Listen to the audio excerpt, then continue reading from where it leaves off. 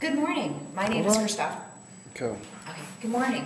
My name is Christophany Creed, and today I'm here to pay tribute to a place that I spent a lot of really fun summers, Camp Wa-Klo in Jaffrey, New Hampshire, located in Thorndike Lake.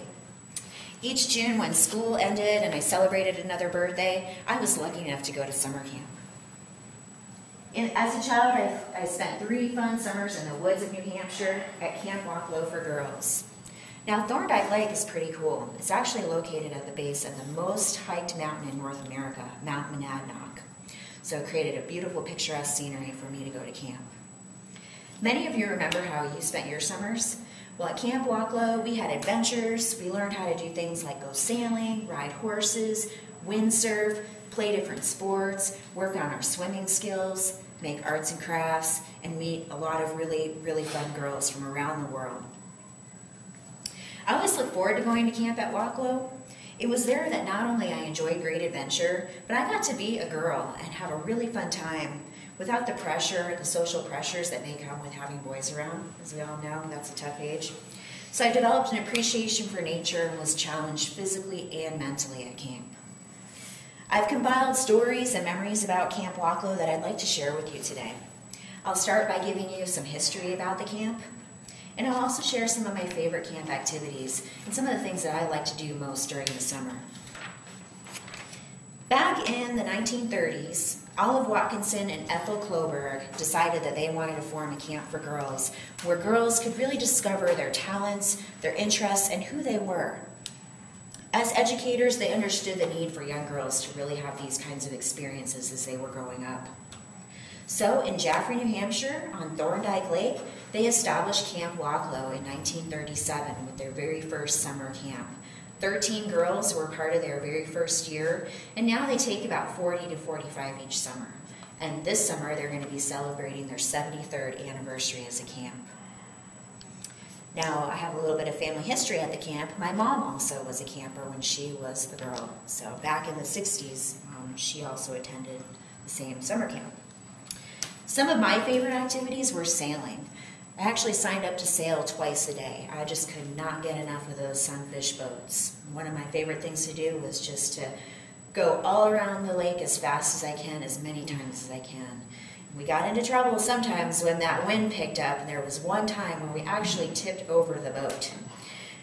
Me and my sailing partner ended up in the water, boat totally tipped upside down, and we had no idea what to do. So our team leader had to come out in the motorboat and rescue us. That was a really fun day. Another activity I really liked was horseback riding. We learned how to put a saddle on a horse. We got to wear our riding hats and our riding boots, and we would go on trails all over the camp on our horses. Archery was another great activity. We had a big, huge field where we would set up targets, and we got to shoot the bow and arrow. Some of my favorite experiences at Camp Wa-Klo were council fires.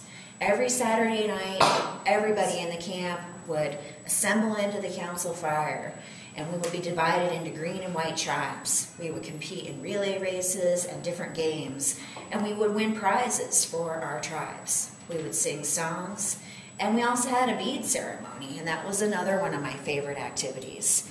If we achieved a certain level in the things that we were doing during the day, like sailing or archery or arts and crafts, we could be nominated to receive a bead. So we all had necklaces that we would wear all summer long. And the more beads you had, the more popularity you had around camp. We also got to celebrate Hanukkah and Christmas in the middle of August. We would share gifts with a Secret Santa for 9 nights, things that we had made in arts and crafts, maybe something that we got from a care package from home. And we would light the menorah each night. And at the end of Hanukkah and Christmas, we would have a celebration of the night before Christmas. Campers and counselors would get together and put on a whole production for the entire camp.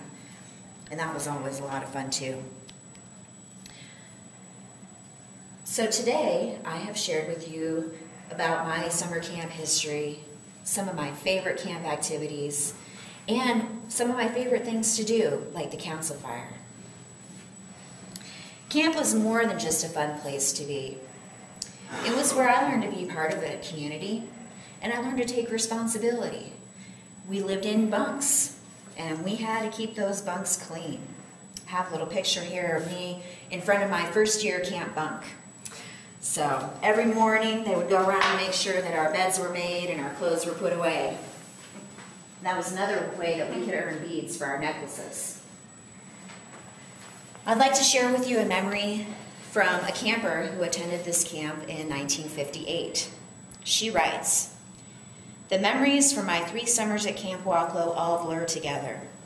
It might seem weird that I can't distinguish events in my life that happened when I was 10 from the ones that happened when I was 15, but Camp Wa-Klo was something more. It was more of a feeling. You can never replicate the building excitement stirring within me as my family drove toward camp and the sprawling New England roads grew with familiarity until I could count how many turns were left to the opening field.